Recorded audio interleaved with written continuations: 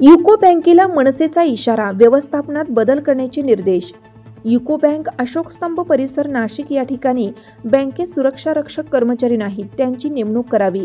बँकेची cash close times 4 वाजता असून बँक ही 6 वाजता बंद व्हायला हवी।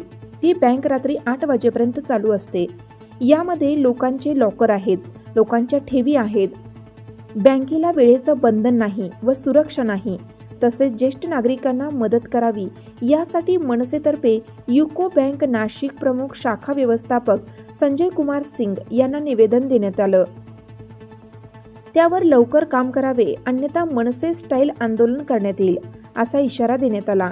यावेळी मनसे नाशिक शहर संघटक वैभवराज रौंदळ, नाशिक शहर सरचिटणीस तथा मनसे सहकार सेना राज्य सचिव श्री राकेश परदेशी व अंबादास वाघचौरे व इतर मनसे पदाधिकारी उपस्थित होते।